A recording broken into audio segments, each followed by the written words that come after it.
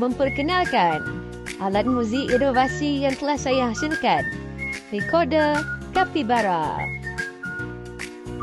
Bahan-bahan yang digunakan untuk membuat recorder Capybara ini ialah paip PVC, botol air, penutup botol, whistle, dam selotip, dam hias dan pelekat-pelekat perhias. Comelkan recorder ni.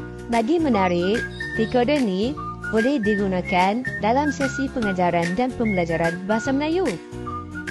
Antara kelebihan penggunaan recorder ini dalam sesi pengajaran dan pembelajaran bahasa Melayu ialah dapat meningkatkan minat murid, dapat memudahkan pembelajaran abstrak, dapat membantu penguasaan sebutan dan intonasi, dapat meningkatkan pembelajaran kolaboratif, dapat menjadikan PDP lebih interaktif dan holistik dan dapat menggalakkan kreativiti bahasa. Nak tengok saya main tak recorder ni?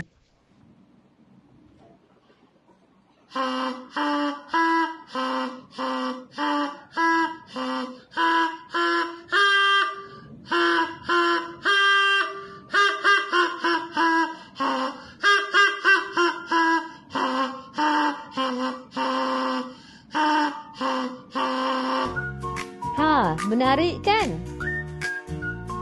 Cara bermainnya mudah je. Tutup semua lubang untuk bunyikan not C. Buka lubang yang paling depan sekali untuk bunyikan not D. Buka dua lubang hadapan untuk bunyikan not E. Buka tiga lubang hadapan untuk bunyikan not F. Untuk bunyikan not G pula, hanya tutup dua lubang belakang saja. Tutup satu lubang paling belakang untuk bunyikan not A. Dan yang terakhir, buka semua lubang untuk bunyikan not B. Bila kita dah tahu semua not, jadi mudahlah kita nak main lagu-lagu lepas ni. Jadi, sekian sahaja video saya pada kali ini. Saya harap video ini dapat memberi inspirasi kepada semua.